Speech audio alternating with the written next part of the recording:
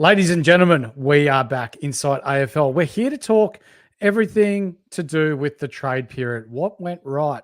What went wrong? Who's happy? Who's not? And a whole lot more. Check it out right after this. You are now listening to the Insight Fantasy Sports Podcast. Ladies and gentlemen, welcome to this very special episode of the Insight AFL show. I am the Horse, and joining me is, we'll call him our data analyst, our trade week analyst, the bloke who loves to rile people up on X and all good social media platforms. It's Hurls. How you doing, mate? Oh, I'm really good, mate. That's not a bad description. I have had some fun over the last few weeks, I must admit. Trade period is very eventful, and when probably the biggest story of trade week involves our club, it was good fun. Lots of banter, lots of arguing, lots of everything. There was a bit going on, wasn't there? Oh, there was. There was heaps going on. I'm even on a new setup tonight. I got my iPad, so I'm trying to get things up on another screen and that. So we'll see how we go. I think we'll be okay. But there was heaps happening. I mean, it looked like the biggest trade week ever, like in terms of the big names.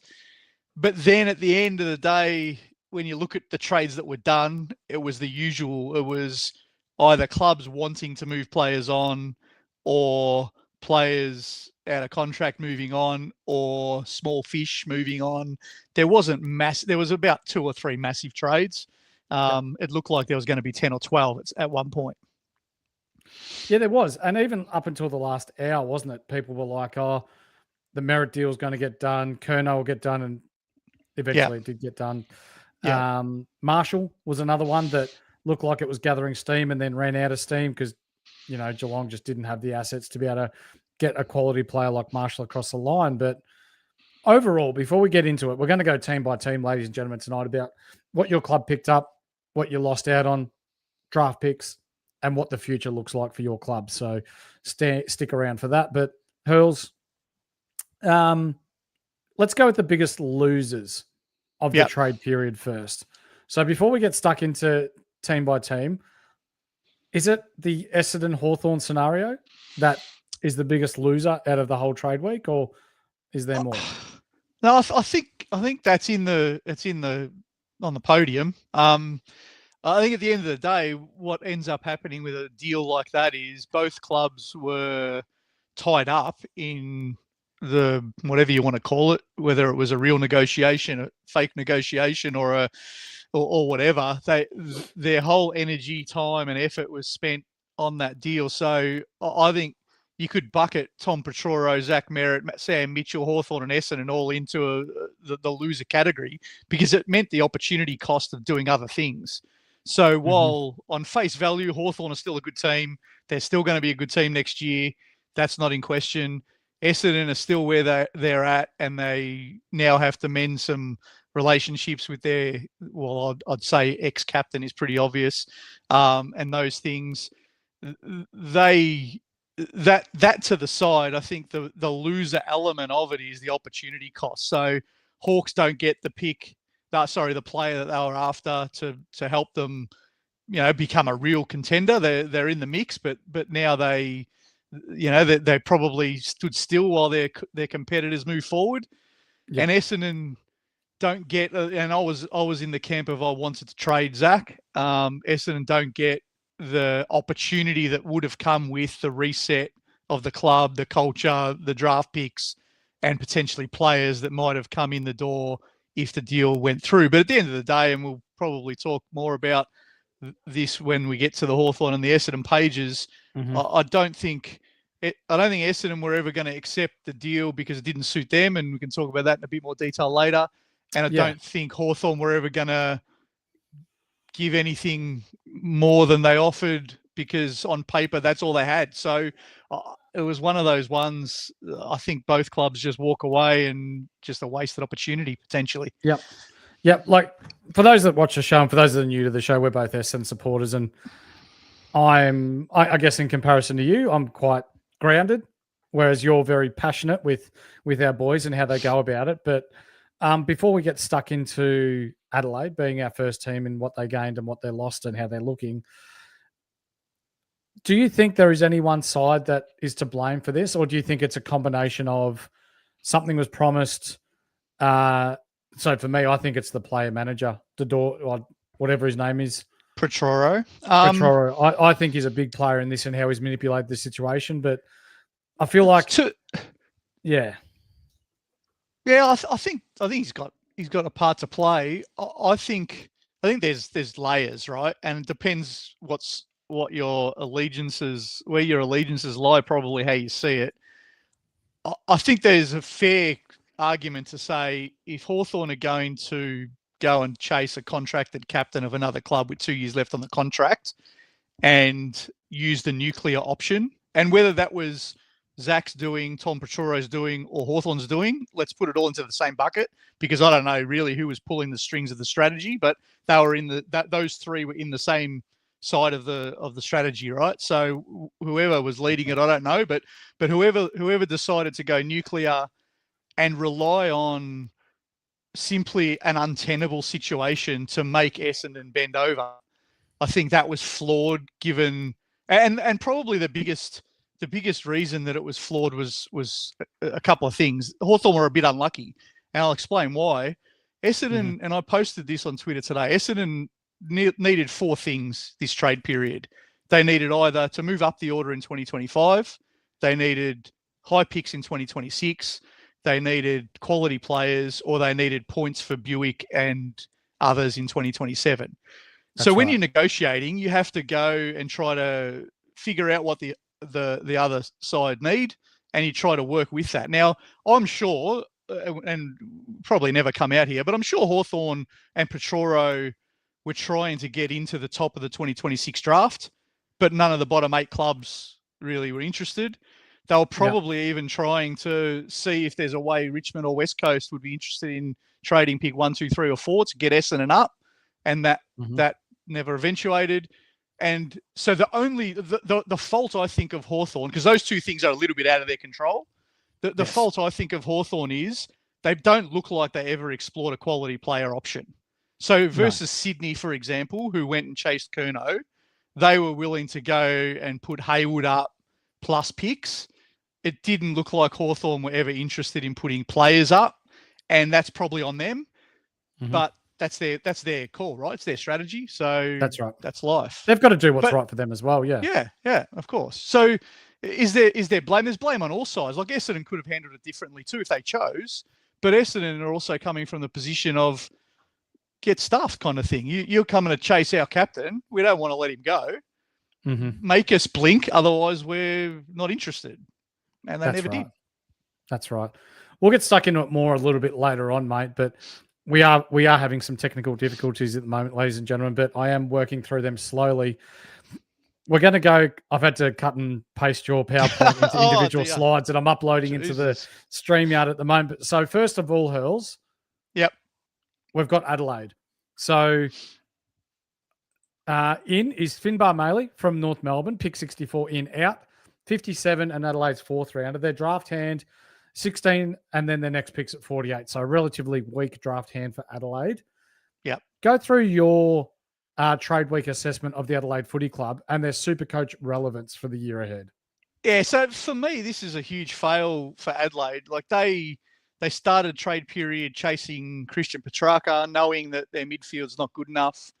They walked away with absolutely no improvement to their midfield. They picked up Finbar Maley, which to me makes no sense whatsoever. They've already got potentially the best ruck forward in the game with all arguable Thilthorpe or Darcy. They're probably the best 2. And so Finbar Maley, I don't think is going to be part of their team. I think he'll play Sandful. So I think they just missed an opportunity. But like with many clubs, sometimes the opportunity isn't there. But if you just want to rate their week and what they wanted to achieve versus what they did, it was a failure. Absolutely. Yeah. How do you see Supercoach relevance for the Adelaide Footy Club next year?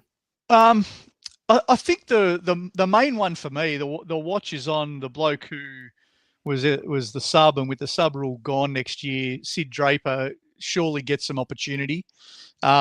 So I think he's going to be basement price, would be my guess. I'd say would if be, he, yeah. if he can get a game, if he can be in their first choice midfield next year, he's someone we should all be looking out for. I think the other thing for a club like Adelaide, who didn't make a lot of change, can they make some other changes to personnel on the field? So that's always something to look out for in the preseason. And we'll be doing our usual preseason game analysis and all that kind of stuff. Going through each team, yeah.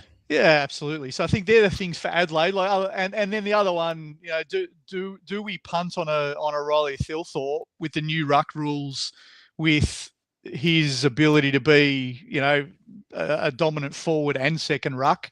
If you are that way inclined, I wouldn't rule him out, but I don't know that he'll be our prime target either. Let's be honest. Yeah, I think you're right.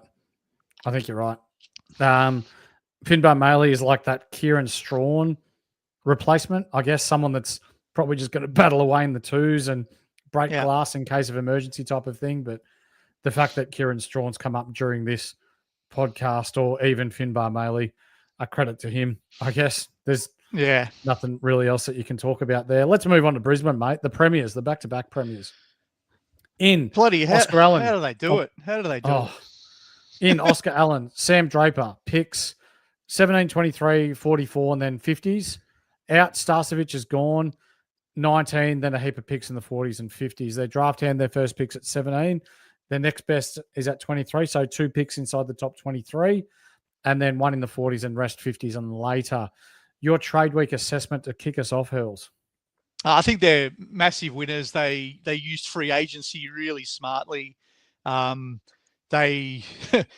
cynic in me says that the West Coast compensation pick was even done just to suit Brisbane, with Swanee in the chair. I mean, they manufactured a pick just so that Brisbane could get something for Starcevic that was worthwhile, and those picks will be used for Daniel Annable, who's their academy kid, who's a top sort of 5-6 rated pick. That added a ruck in Draper, who's a risk. Let's be honest. Does he come back from the Achilles? If he does, he's a massive watch, and I've put him on the Supercoach relevance side of the slide as well. Absolutely. If he's got forward status and he's their number one ruck, and he looks like he's back, then he's a massive Supercoach watch for me. Mate, what will be a mid-price kind of option. Well, mate, we're being told that there's a big chance he's going to be a ruck forward.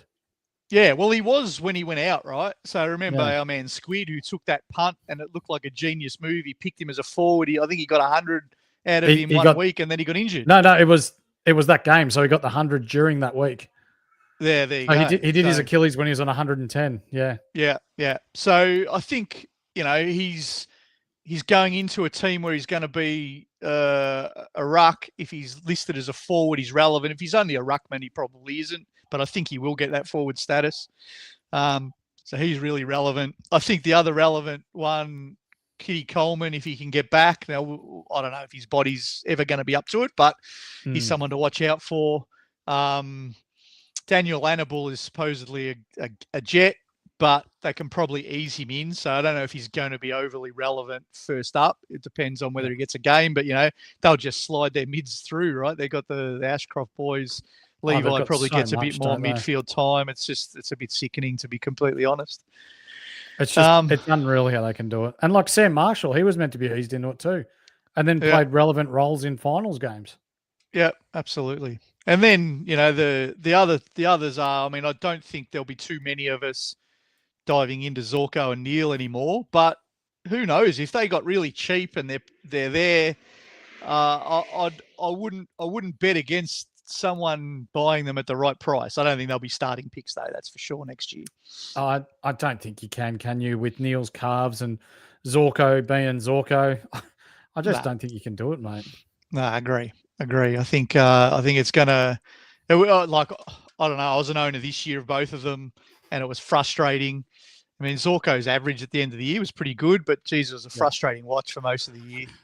So I couldn't go there.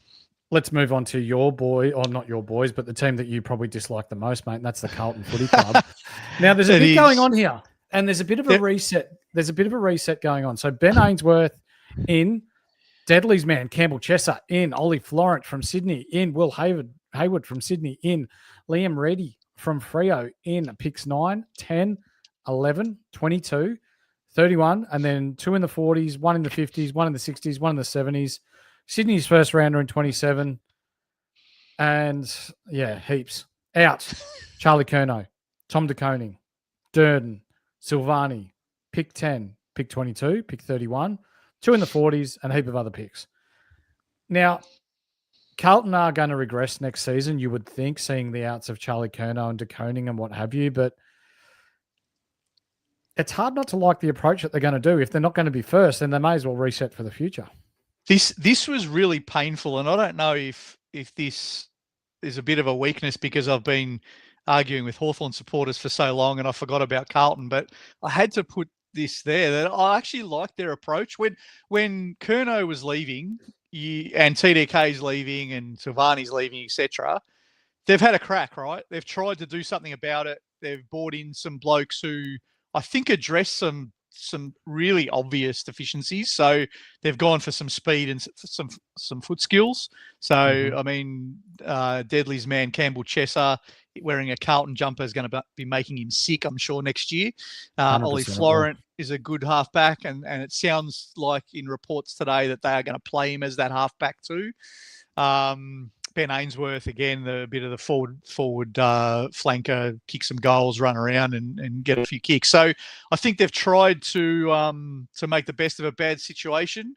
That you would have to think it's gonna be short-term pain though. But they have some great picks and they've got some really good access to high-end talent over the next 2 years. So they've got access this year to Dean, and then they've got access next year to Walker.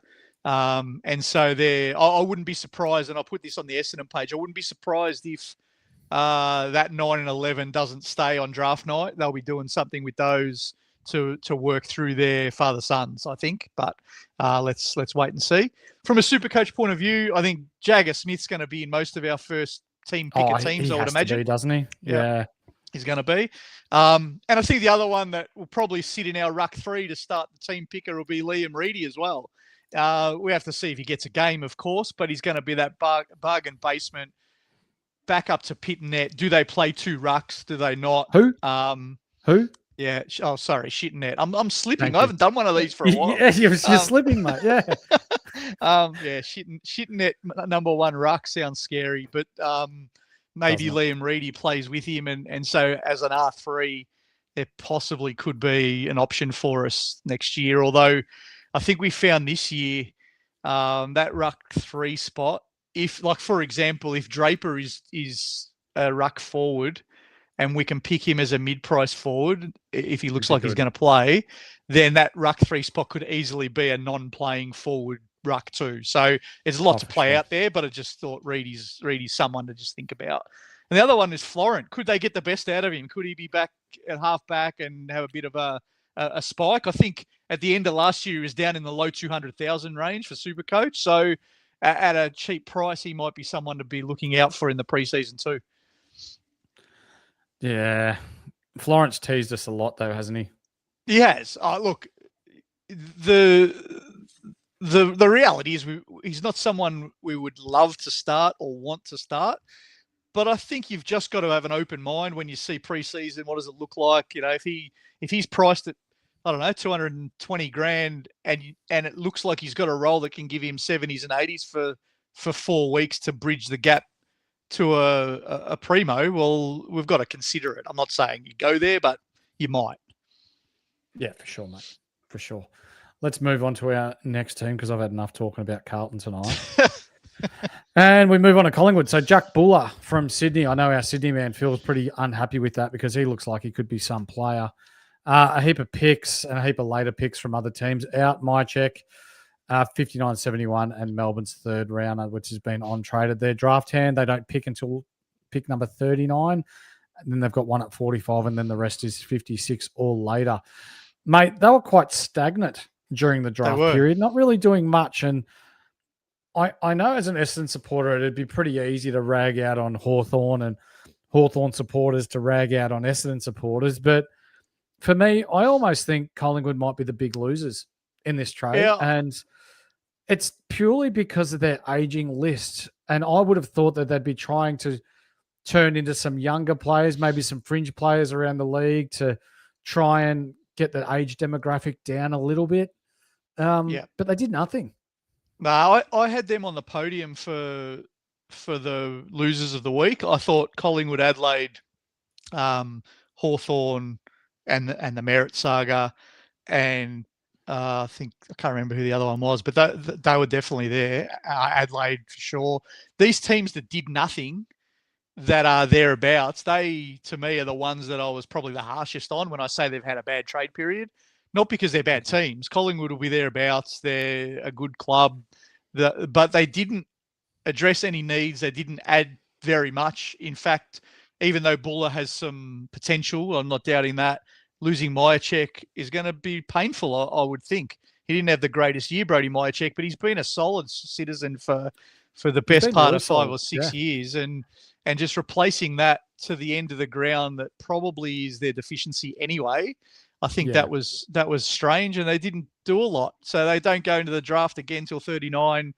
They've got an aging list. The teams around them potentially get stronger, and they stand still. So I thought it was a strange approach from Collingwood, but you know, who knows? Yeah, don't know. I've had enough to talk about Collingwood though, so I can move on there. Let's talk about Essendon, mate. A team that, for the viewers at home, they know that we very much love and hate to love at times. But Fiorini, I like the in. Pick 21 as free agency compo for the Draper situation, him leaving. Out is Draper and Essendon's third round pick. We have 5, 6, 21, 27. So 4 picks inside the top 27 or 5 picks inside the top 30, 83 and 101.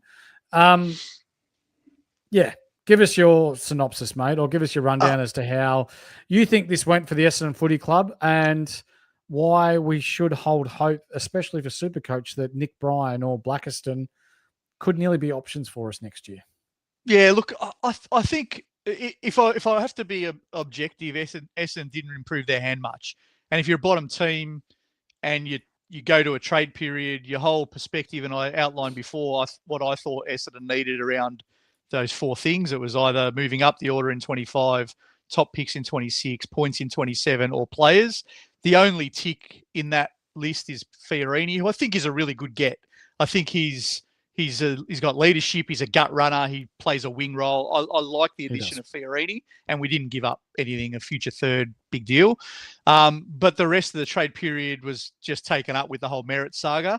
I guess the flip side to that is the advantage, if you want to look at the bright side for Essendon, is 5, 6, 8 weeks ago, if you wanted to believe the media, clickbait generators, everyone was leaving, the club was in turmoil, the whole thing's a mess, and they were going to shut the doors kind of thing. And at the end of the period, it's been Fiorini in, Draper out. And yes, Merritt's a disgruntled ex-captain, and that has to be resolved, and that could take some bloody energy and some work. No doubting that. I think at least the stabilisation of Andrew Welsh coming in, it looks like the factions are silent for a change. They're all behind him. They've got an opportunity to reset, new strength and conditioning. There's light at the end of the tunnel, right? The what could have been pushing us back 5 years has probably been a stay stable. So I think that's the optimist's view. Let's see where it goes from here. The strength and conditioning is the biggest thing at our club. If we get that right, then let's reassess. But without some of our cattle on the park, if that happens again and again the year after, we're in all sorts. So that's the reality. Are we in reality looking at anyone like Parrish, Ridley, Reid, or do you think we just let them go through the keeper and we look to more? It all depends on the strength and conditioning, doesn't it? Because these blokes could be guns. If they get that side of things right, awesome. Yeah, and it has to be at the right price. And I really listed there, the discount is the critical bit for me on these guys. And then the roles. I think Essendon have to look at the way they move the ball. They from the back half. So is it Redmond, Ridley, McGrath kind of player unlocked? Is it Roberts? Although Roberts is going to be expensive. Like, what's the change here that might change up the mix? There's a bit to watch in the Essendon team. Probably more the kids that come in because they might get opportunities. They're going to have 2 good picks early in the draft. Having said that, and this is pure my hypothesis. There is no mail here. There's no knowledge. There's no anything. But when I look at that draft order, I think an opportunity might exist for something like Essendon trading with Carlton, even though they hate each other. I think Carlton have 9 and 11. Essendon have 5, 6, 21, 27, 30. There's an opportunity, I'll put it up there, for something like 6 and 21 for 9 and 11, where Carlton get ahead of the Harry Dean bid. So 9 and 11 doesn't get eaten up by the bidding. They get a quality kid in at number 6. They get points at number 21. And we sort of move down the order to shuffle up the other pick. So something like that wouldn't surprise me to try to find a win-win. I don't think there's any realistic chance of getting picks 1 to 4. I think if that was possible, we would have got the merit deal done. So I've taken that out of my thinking. But I think a pick for those teens picks, the other one might be Gold Coast pick 15. We've got a lot of those 20s. We don't need that many picks. We've only got about 4 list spots. We've got 2 academy kids, and we'll probably take 2 early picks to make it 4. So that's where we're at. Awesome. Ladies and gentlemen, if you're watching at home, please thumb us up, like, subscribe, bell. We call it being the triple banger, but also if you're listening to us on audio, 5-star review helps us get into the ears of those that love a bit of banter along with their AFL knowledge. Freo, next, mate. In Judd McVie picks 2 in the 20s, 40, 50, and then some shitty ones later. Out Will Brodie, Liam Reedy, picks 12, 23, and then a heap of others. Draft hand, they don't draft till 20. Then they've got 1 at 47, and then some pretty irrelevant picks. Pretty quiet apart from bringing in Judd McVie, but I was pretty high on Freo, and inevitably I was disappointed this year. Can they bounce back? And the number one player I do want to see play a full season, and if he has a solid preseason and he's fit, he's in my team round 1. That's Hayden Young. Yeah. I think this is probably the one contradiction I'll make of a finalist that I didn't mind not doing that much. They still added one piece like Judd McVie, and maybe he complements or helps Jordan Clark. I don't know what role they'll make him play, whether they want him to attack or whether they want him to defend. So we'll see what that looks like. But they added that piece. He's a good young player, not a star by any means, but a good piece. And they probably had to back in their list given last year's extreme trading that they did. They went and got Bolton, and they did a lot of stuff last year. So I think this year was always going to be a bit quieter for them, but they still are backing in their blokes. And I agree with you. Hayden Young is the biggest watch. I don't know if we can trust his body. I think he's a risk there. But like we say every year, and we'll mention this, I'm sure, a million times in the preseason, if you're going to take a risk on an injury, you're better off doing it in your starting squad because it only to cost you 1 trade instead of 2. So if Hayden Young looks fit and firing early, I dare say he's going to be very relevant, and then we'll worry about an injury if it happens. Bang on, mate. Couldn't have said it better myself. Let's go on to the grand finalists, and someone who, I guess, copped a gut punch and just couldn't bounce back from it. That was Geelong Footy Club. They've added Warple from Hawthorn. Doesn't really move the needle for me. Pick 99. Out is the bloke who went to Richmond, Patrick Roshenko. Their draft hand, they've got 1 at pick 19, 1 at 40, 1 at 60, and then some later picks. They tried to have a crack at Curnow, no good. Tried to have a crack at Marshall. St Kilda told them where to jam it. Added Warple. Does it help? Probably not. Traded out a delisted player for not much. Does anything really change with the Geelong Footy Club, mate? I think that there was a change this year, but it wasn't Geelong. It was the other clubs just didn't give them anything. Like whereas last year they got Bailey Smith, and in other years they've got all these other blokes virtually for nothing. This year they tried, and the other club said, "Get stuffed. We don't care. We're not giving them to you." Nothing. They gave them nothing, which is good. I did have a chuckle. They traded. Not that pick 99 makes any difference, but they delisted a bloke and then traded him. They make the rules up as they go. This mob, I just don't understand. He was a delisted free agent that they actually got a pick for. Not that they'll use pick 99. It's irrelevant in the scheme of things. But on top of all the other rorts that they get away with, I just found that amusing. I don't know that they're overly super coach relevant. They weren't this year either, and they're probably not going to be next year. Bailey Smith loses DPP, so as a mid only, do we go there? I don't know. George Stevens was one I wanted to have a look at, but I just don't know. Like the Warple in, and they played Clark in the end of the year there. I don't know whether he's going to get a game, so that'll be a watch for me. Whether George Stevens or Mitch Nevitt or one of them get a game, but at this stage, it's just a minor watch. I don't know that they're going to be the biggest players to look out for. That's right. We move on. Gold Coast Footy Club, mate, and they did lots. Christian Petracca, Jamaro Ugle-Hagan, heap of picks out. 7, 24, 28, 29, 37, 52, 70. A Melbourne second rounder and an Essendon third rounder next year out. Ainsworth, who was really a fringe player as it was, or played that half-forward flank role. Connor Buderick, he's gone to the Dogs. Braden Fiorini's gone to the Dons. Flanders has gone to St Kilda. Malcolm Roses has gone to Sydney. Pick 7's been traded on. Pick 8's gone. 37, 62, 70, 74. Gold Coast first rounder next year's gone. Gold Coast third rounder's gone. They've got a draft hand that is enough for their academy players, basically, Hurls. Yeah, it's a bit of a luxury that Gold Coast have, and I'm not trying to I had a chat with Broads, our man, the other day. It wasn't meant to be a dig. I think if you play the cards you're dealt right, they can get good talent with this year with picks in the 20s and 15, 18, 24, 28, etc. So that's how they have to do it. Now those rules are changing a little bit over the next few years. So the whole trade period will effectively change a bit next year. But I think they are the biggest winner for me in trade period because they're already thereabouts. And this is where I was saying before about some of the clubs in the top 8 that did nothing. Teams like Gold Coast have done something.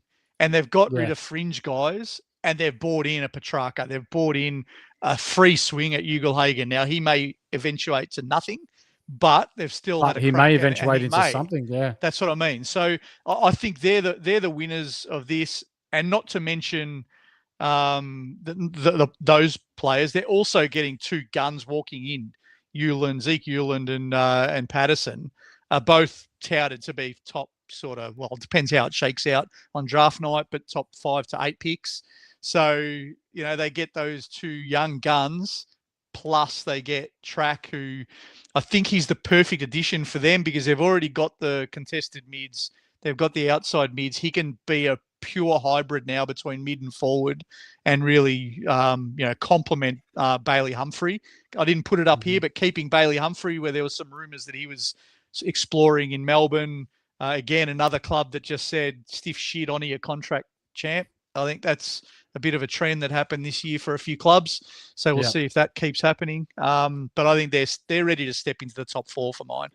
Yeah, the AFL Nepo baby are definitely looking to step into that top 4 and be finals relevant for years to come. Another new team in the AFL, the Orange team, GWS. Just on the Supercoach, you want to just on the Gold Coast Supercoach, if I can. There's a couple of really interesting, relevant pieces here. Like Track, we're told is going to have forward status. So that might tempt some people. I don't know whether people will go there, but let's see. The 2 kids will be interesting, Euland and Patterson, but might be a bit overpriced because they'll be high picks. The 2 that I'm really going to keep an eye on in the preseason, if you look at their outs, they got rid of all of their small half-forward transition blokes. Yep. And the 2 that they've prioritised here are their high picks from the last 2 years, Rogers and Lombard. So really close watches on those 2 blokes. I don't know what they'll be priced at. Might be a bit awkward, but they might have the role and they might be relevant. So we'll see. Yeah, bang on. The Orange team. Clayton Oliver comes in. Pick 12 comes in as well. Weir goes out. Picks 14, 37. And a GWS third round pick goes their draft hand. They've only got 4 picks and 2 that they'll probably end up using, 12 and 35 there.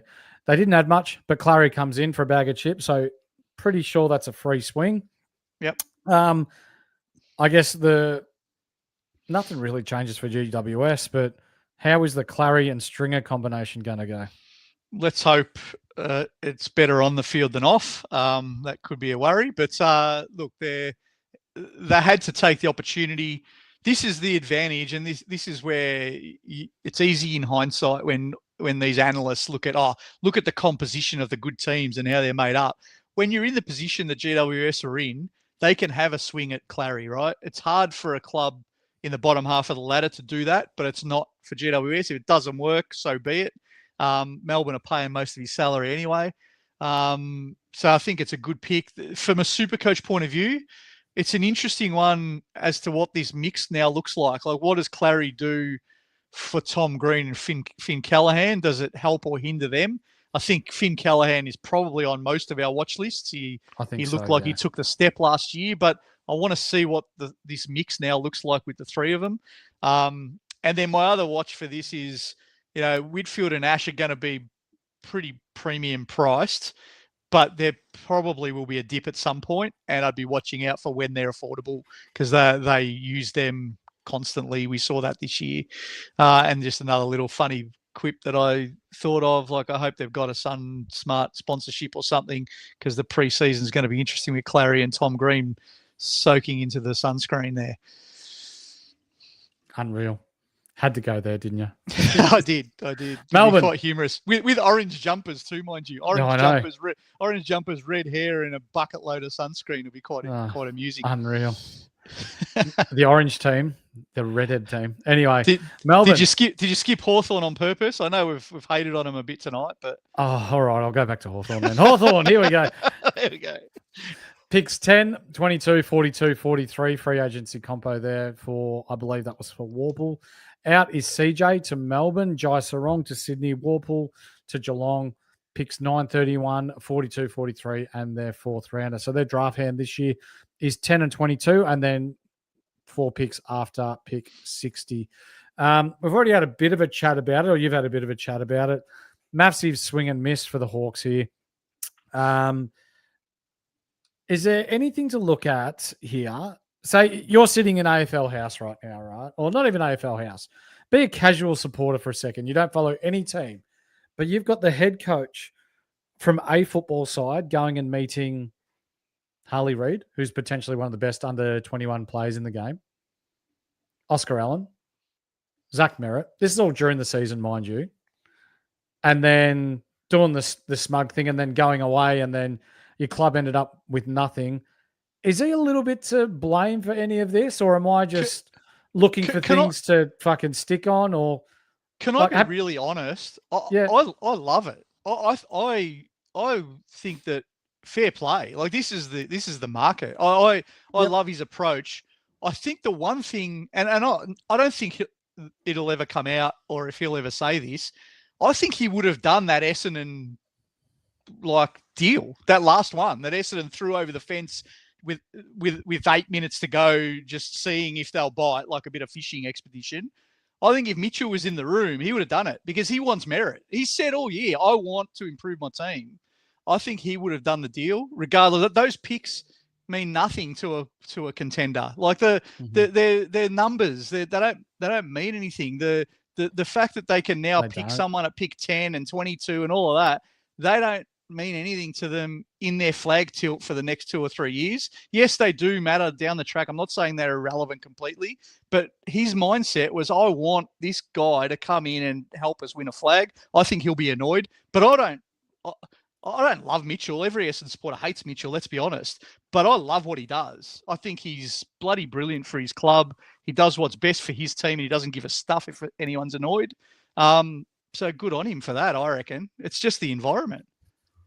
Yeah, that's fair. We've had enough to talk about with Hawthorn and Essendon and what have you. But when we're talking Supercoach relevance, Connor McDonald, Dylan Moore, Guinea. No, I'm not touching Guinea or Wizard. But what about Will Day if he can get his body right? Yeah, well, geez, he's an important player. I think he's one of the few Hawthorn players I love watching. I'd love him to get his body right. But I don't think you can, again, timing will be everything. Is he up and running in pre-season? If he's up and running in pre-season, like I said about Hayden Young, putting him in a starting team is more sort of feasible for me than bringing him in later on, because starting team costs you one trade if he gets injured. So I think he's a watch. He's a gun. But the navicular, and we know what the navicular can do, being Essendon fans and what it did to James Hird for a while there. They're tough to get right. So let's see.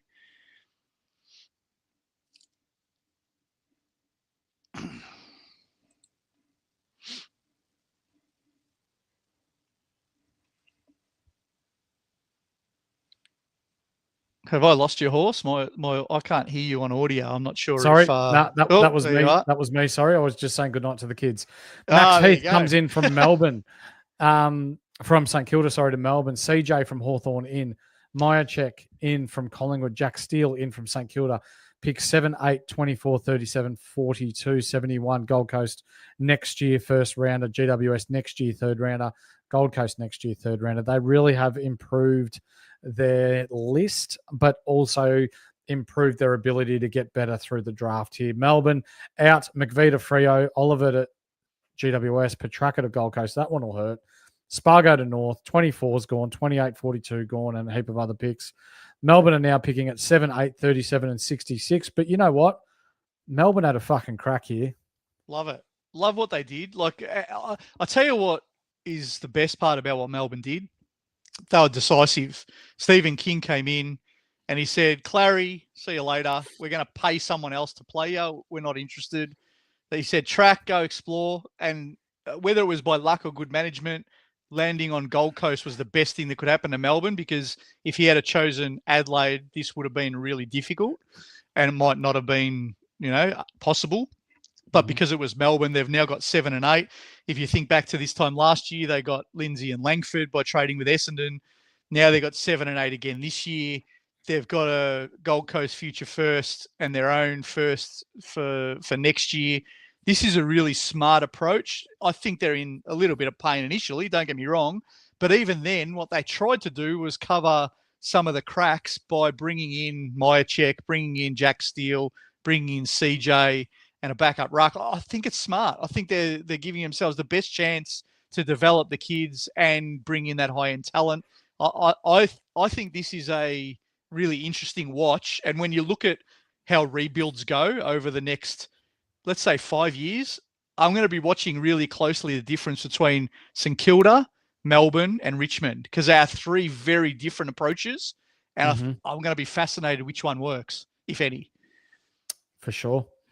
Yeah, but you know what? Happy that they had a crack, absolutely. Yeah. New coach. It's always good for Supercoach relevance, so we need to just keep an eye on what he plans on doing with certain players throughout the preseason. And, your younger players like Windsor could be running off halfback. Tholstrup looked good at times last year. Lindsay looked really good early on. Langford, he might be the new inside bull that we want and that we love, that we can get a bit cheaper. And they've got picks 7 and 8. So as we saw last year, they picked up Lindsay and they picked up Langford early. And they played them early. So who's not to say that their 7 and 8 picks play early again next year? So there is something to keep an eye out there for the Melbourne Footy Club. Squiddy's boys, the Kangaroos are up next. And didn't they absolutely smash apart the trade period? They brought in the one and only Charlie Spargo and did fuck all else. They are drafting from 25 because, remember, they traded their first round pick this year for Whitlock. So they don't have a first round pick this year. They pick from 25, 26, 46, 57, 82, and 100. They did nothing. And for a bottom 4 team, are they just, riding the wave of when it happens, and they're going to stick fat with what they've got? I really don't get it. I don't know. I would have loved Squiddy to make a guest appearance for this page, but I don't understand Rawlings' comments throughout the trade period that they're backing in this bloke and that. Well, I just don't get it. I think it's hard, let's be honest. And Essendon are the same. It's hard to attract talent when you're in the bottom 4, but they didn't look like they really had a swing at anyone or had a go at anything. Did they try to move their captain out a little bit? I think, I don't know whether they were pushing him or Simpkin was pushing. They ended up keeping him without the media circus. I don't know. I don't get their plan. They've got some great young kids. Everyone knows that. But you can't You can't have a year of nothing now. When you're down the bottom, I think you have to just stack good years and good draft talent on top of each other, and they've sort of missed the mark with this year, I feel. Yeah. Sheasel, F1, lock him in. Sorry, not Oliver, Petraka, F2. There's your 2 forwards for next year. Set and forget, happy days. But Flanders, F3. F3, there you go. Mate, these new ruck rules. So we've had our Grundys, we've had our Gawns, we've had our Cherries who have basically been, well, Grundy was a set and forget last year, Cherry and Gawn for the last couple of years. But is this going to hinder more than help, Cherry? Look, on face value, it's the essence of what they're trying to do is to limit the Cherry Grundy types. So they want less wrestling. They want less stepping across the line. How that works in practice, I'm yet to be sold. Like, how do you, unless you make them stand outside the circle at complete opposite to each other and run and jump, I don't see how they do it. Anyway, we'll see what that rule looks like. But there is just a watch. If you're going to pay premium dollars for rucks, we're going to have to do that with a little bit of faith this year, because the guns are the guns because of the existing rules. If they change that, plus they change to the last disposal rule, so there's less boundary throw-ins, it has to be an impact. Just what impact, I don't really think we can guess yet. No. This is just a wait until the season proper starts, or even the pre-season starts, and we can get an idea as to how this is going to affect the big man's game. Yeah. But apart from that, there's not really much to talk about with North Melbourne. Jai Simpkin will stay. He is a pretty respectable young man, but much like Merritt, you would expect the captaincy to be taken off him after the debacle of him wanting to find another home. So watch this space there at North Melbourne. Next up, we have the Port Adelaide Footy Club, and I can see you in the chat, my man. Butters did not go anywhere, so I know I know you're a happy man. Armoured Frog, I'm looking at you, mate. Will Brodie comes in, Dirty Durden comes in from Carlton. Jacob Ware from GWS pick in the future. Carlton's second round of 2026 out 29, 67 and 103. And at draft time, they are picking from 49 and 85, and that's it. Wow, they just don't rate the draft pool of this year being the last one before Tassie get any picks. And Cal Toomey was suggesting last night on whatever that show is, The Furnace, that they might even just upgrade rookies. They won't even use those 2 picks. So the rules state you have to have three picks in a draft or 3 rookie upgrades. There's every chance that Port Adelaide just upgrade rookies and don't take any picks in this draft. So they clearly don't rate it. I think their whole time, and I've got a spelling mistake on that. Apologies, people. They probably spent their whole time just thinking about what's Butters going to do next year and how do we get ready for that avalanche, because it will be the clickbait story of next year. 100% it will be. And it'll just be something that'll continue to drag on until such time that he signs. Yeah. So we'll just have to wait and see what happens there. The only real role with those that are coming in, mate, Durden, he's not really Supercoach relevant. We're probably not either, but Will Brodie, if he gets to start on the inside as an inside midfielder, there is someone that I'm very interested in. Yeah, look, 2022 is a fair while ago, but when Carr was at Freo, that was Brodie's best year. So you have to respect that and just watch it in the preseason. Do they play him as the inside mid? If they do, and he's 120 grand or whatever the basement is, then we'd be crazy not to look at that as a cash cow. So we'll see what happens. Mm-hmm. I think Rosie's an interesting watch. He'll probably be defensive mid. Where do they play him? What do we do if it's a DPP? They're always someone to watch. And Butters is Butters. He's always going to be on our radar. How many of those premium blokes we pick in our starting squads will always be interesting, but him and Bont are the 2 that will really wrestle with as to whether we can afford to keep them in or keep them out at the start of the year. Yep. One more before we move on to the next team, mate. Rosie, halfback flank still. You reckon he just stays there now? It appeared that the catalyst for him going there might have been Carr. Yeah. I don't know. Maybe our man Armand Frog could agree or disagree with that. I'm not sure. And if that was the case, then there's no reason to think he wouldn't. So potentially he does. And I would only be interested in Rosie if he does stay in that role. If he moves back to the midfield, I'm not interested. I think the other one, and I didn't put him on here because, we don't love him, but Pickles is someone that you could have a look at. He had an injury-ravaged season last year.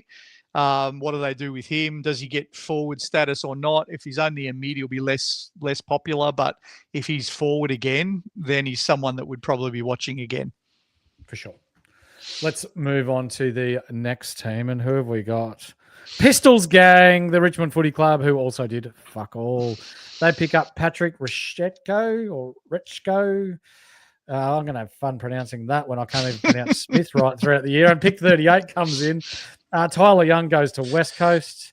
Just when you think he couldn't be at a worse club, he ends up at West Coast. And pick 99 goes. Draft hand, they've got 2 inside the top 5, pick 3 and pick 4, pick 38 and 81. They did all their work last year, Hurls, with their young players. And now that they've got a proper preseason under them, you would expect to see some growth out of them.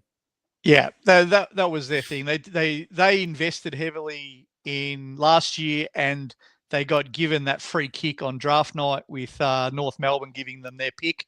So they hold pick 3 and 4.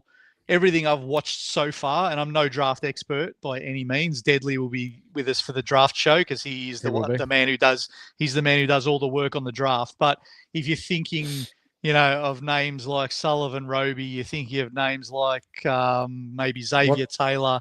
What a time for the man to tune in as well. There you go. These are names that will be exciting Richmond fans and annoying Essendon fans because I think both clubs are going to have their eye on the same players here. So it'll be interesting. But whoever they pick is going to be relevant. The other man who's really relevant, Josh Smiley, who was, I think he might have been pick 7 or 8 last year off the top of my head. He was pretty early, but he was projected to go in the top 2 or 3, yeah. Yeah, and he didn't play because of injury, and so you would expect him. You'd expect him to be basement price. So he's one to watch. Lawler might be awkwardly priced, but if they get him right and he's actually in the middle, it still might be value. Like it depends what it looks like, whether he's going to be that half forward again. And if he's awkwardly priced and he's playing half forward, probably no go. But if he's pure mid and he's 280, 300,000, it might be worth a look. And I'd love to tell you a bit more about Patrick Retchko, mate, but I wouldn't have a bloody clue who he is if he stood in front of me in the lounge. No, neither, unfortunately, mate. But let me throw this to you before we move on to the next club. Pick 3 and pick 4. Awesome. Do they package that and try and get pick 1? I don't think so. I think their options were more to move back with one of them more than forward. I don't see them necessarily trying to target. And it's really interesting because you hear all the rumours that Dersma and CDT are the first two picks, right? I don't think Richmond would be overly interested in Cooper Duff-Tytler because they picked Talls last year. I think Richmond Richmond are going to be looking for pace. They're going to be looking at kickers. And so the only thing I have a little eye on, and Pistol might agree or disagree with this, he knows more about Richmond than me, do they look to go from 3 or 4 back a little bit with an eye on a Sam Grill or a Josh Lindsay, who are kickers and runners? Is that their kind of play? I don't think they'll want pure midfielders, except for Roby, who's apparently a jet, but he's a midfield forward. So maybe they think they could split a 3 and go back a bit, swap with Essendon, who might want someone they don't rate as high. But this will all play out through the next bit. I wouldn't be surprised if they just hold fire. For sure. Moving on, mate. We've got 4 teams to go. Thank you for sticking with us, ladies and gentlemen. If you listen to us on audio, this will be on YouTube with a screenshot of each team and what's happened if you'd like to come across and have a bit of a geezer.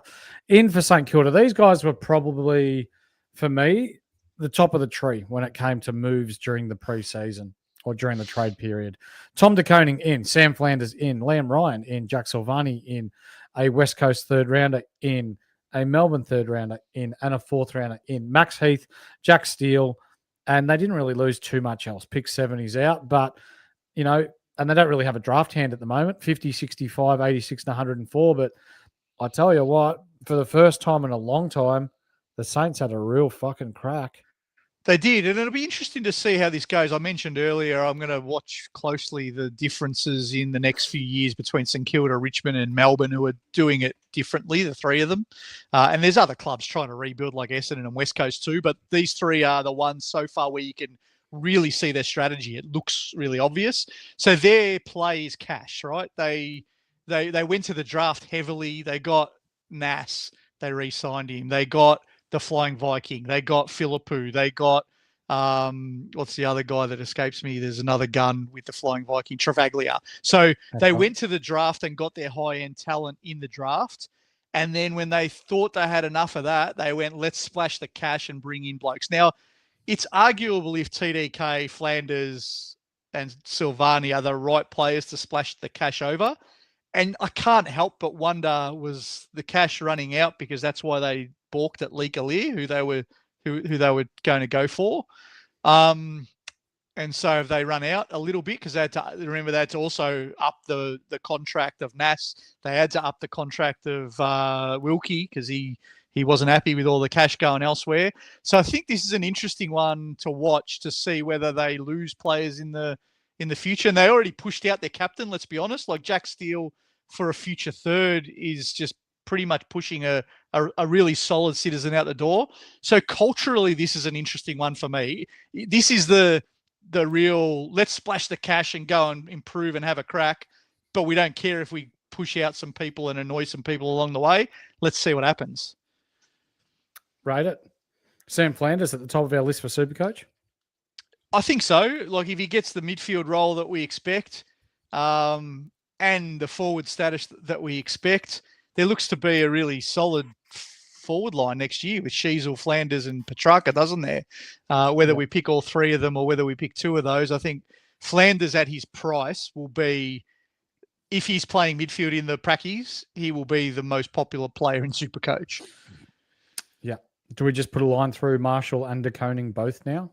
I think so. I wanted to ask you, Horse, because I actually felt a little bit bad, not for Geelong when the trade didn't go through, but knowing that we did a keeper league trade at the end of the year and I traded Marshall to you thinking that he'll be a Geelong ruckman, and I assume you thought the same thing and he'll hold his value, but now he's with TDK. Are you happy with that or? No, I'm not. No. But you know what? It is what it is, mate. We take risks in the game, so it happens. While I think Marshall and TDK can coexist in the same team, I would expect roughly for Marshall and TDK probably a 95 average for both of them. I think they're both going to be good, but when we talk Supercoach, I don't think it's great. Nah. And I think the other thing will be, does Marshall try to get out again next year? I don't know. I think did he have 1 year left on his deal? So he might be out of contract next year. Yeah. So it was interesting. Like I love that St Kilda said, get stuffed. We're gonna do this and we're gonna see if it works. But at the same time, just take the clubs out and all of that. It's an interesting one whether they should have traded him or not, because we all saw what happened to TDK with Shitnet in. So are you devaluing two assets a little bit by not trading? I don't know. Let's see. Bang on. Next, mate, Phil's mob, the Sydney Swans. Charlie Curnow in. Malcolm Rosas from Gold Coast in. Jai Sarong, I like this one, in. Few picks as well. Out Buller goes to Collingwood. Florent goes to Carlton. Quite a few picks on the way out as well. They've got 31, 32, 42, 63, 88, and 106.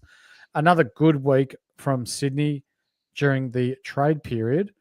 You've got Sydney, Gold Coast, and Brisbane on the podium, mate. Yeah, I loved what Sydney did. Phil, our man, knows I'm not a fan of Sydney. It hurts me to say this as well, but I think they had a great trade week. They went and they got their man. The way that they go about their trades, and I know that Phil's probably a little bit disappointed that Buller has gone because he had some promise, etc. But they execute, they go pick their target and they go and get it done. They said to Haywood, sorry, mate, we've got to move you on. Actually, he's not on that list. He should be in the outs column as well. Haywood went in the deal to Carlton. So that was an out as well for them.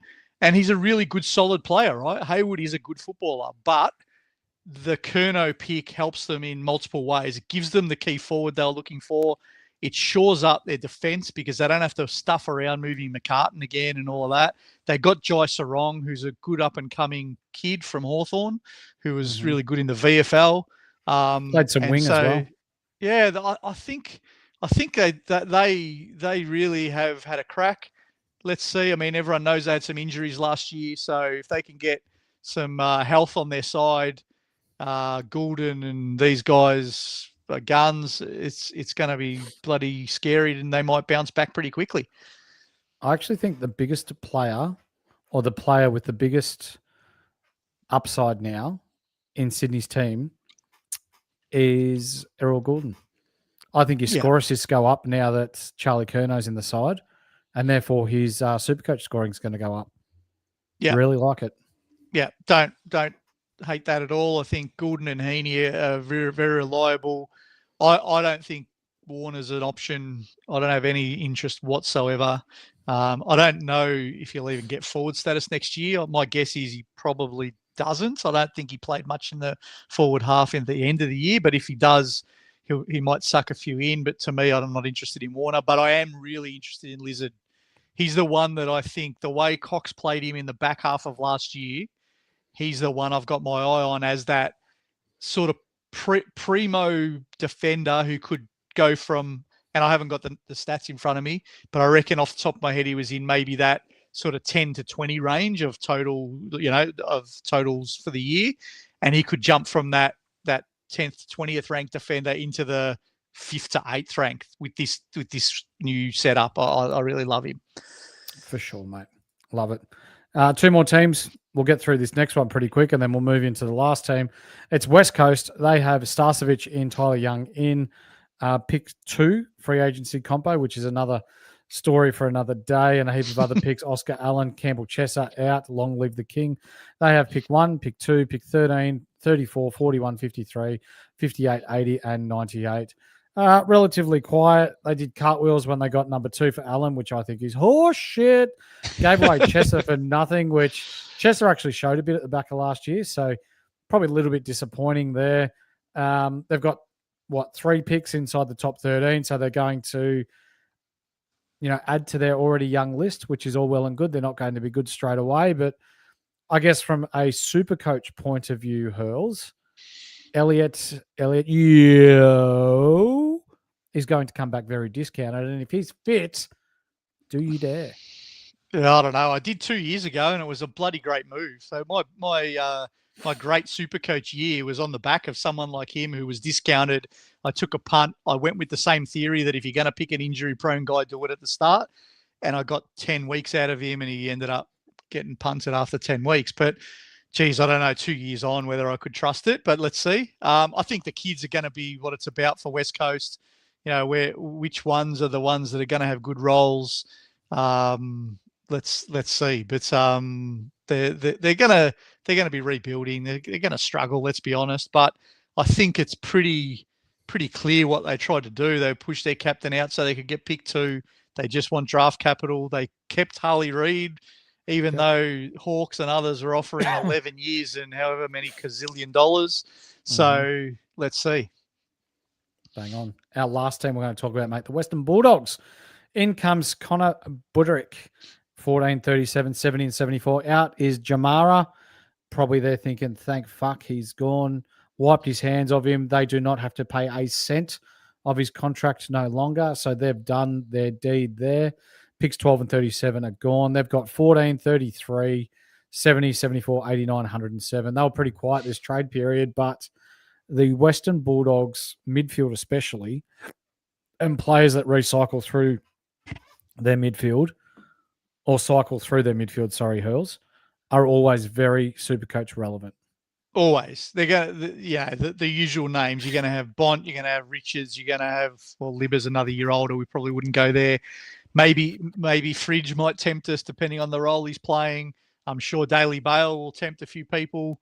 Darcy is definitely going to be tempting. There's so many Western Bulldogs tempting Supercoach players. and they're an attacking juggernaut. That won't change. But one thing I am going to look at is what does their style look like in the preseason? Because the fact they haven't gone and got a defender, and it's a gaping obvious thing that against the best teams they can't defend, they have to change some of their game plans, surely. I mean, they can't roll out the same game plan with the same personnel and expect to get a different result. So I think they have to tweak something about the way they play, and let's just see what that does to some of these names that we otherwise would be all over. For sure. Sam Darcy, is this the year where he just goes, yep, I own the AFL, but he becomes very prominent when we're talking super coach and can average his 100 for the year? He could. He's not necessarily someone I generally go for in Supercoach. I don't love the key forwards, and I'll put Darcy and Thilthorpe in a different category to most key forwards because they are different beasts, right? They go into the ruck and all of that. But I think what we saw at the end of last year, and most of us, or I shouldn't say most, but a lot of us jumped on Darcy at the right price at the end of last year, we still got inconsistency. So I think that's going to be the case with any key forward. Darcy is a jet and he will score plenty of hundreds, but you can't expect key forwards to always get 100. So it's just something to watch, and he will be priced right up there now. So it might be the case of, do you wait, not put him in your starting team and hope that one of the first 3 weeks is where he gets one of those 50s, and then all of a sudden his price plummets and then you jump on? Maybe that's the kind of play, but let's see. Yeah, bang on, mate. Ladies and gentlemen, they are all teams in the AFL gone through from what they've done, who's in, who's out, their draft hand, and what we think their trade week assessment was and what their Supercoach relevance is very early on in the piece. Hurls, what we're going to do now, I'm going to take these things down. We're going to get into some questions because we've got a few questions in the chat, mate. So awesome. It's been a little while since I've done this. Bloody good job too, mate. Like, for those of you who probably don't see the Wizard of Oz stuff behind the scenes, I put that PowerPoint together and flicked it over to Horse, but he couldn't get it. So he had to cut and paste every slide and put them in one at a time. So that technical genius was bloody brilliant, mate. Loved it. Kizza, Marquez, I'm looking at you. I know technology, boys. But anyway, it's question time. It's question time. Let's answer your questions for the week ahead. Yeah, man, Jared. Miss you, brother. 40% effort. Next year. 20. Yeah. Oh, no, I don't agree with that. Merritt will go at 100% effort, but that's not the issue with Merritt. The issue we've got with Merritt is, does it help the culture, not the playing? He'll play like he's always played. He's too proud. He's too proud to not play at 100%. The playing stuff won't be a problem. The cultural stuff I am very worried about. Yep. Cutner. Sydney got the better end of the Curnow deal for sure, but I'd rather move on a bloke who doesn't want to be there. 100%, mate. 100%. I think the deal was okay. Like you're not gonna get exactly what you want. Like, but I think the pieces that Carlton got were fine. It wasn't a complete sort of win one way or the other. I think both clubs walk away going, okay, we made the best of a bad situation. If you're Carlton and Sydney, we got the piece we wanted. I think it was an okay result. Kizza reckons it was my missus that was uploading them. Wow. Piss off, mate.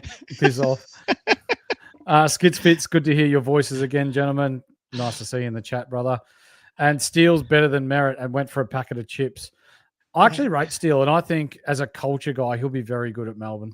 Those who have watched and listened to my Twitter rants over the last few weeks and are probably sick of me will know that I did put out a bit of a hot take maybe 2 weeks ago, and it was, my want for the trade period for Essendon was to trade Merritt and to bring in Steele and Fiorini.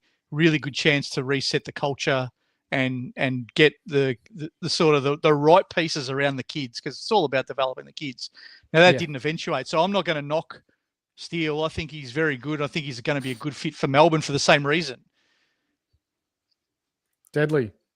Oh my, wowee. AFL is back. Absolutely.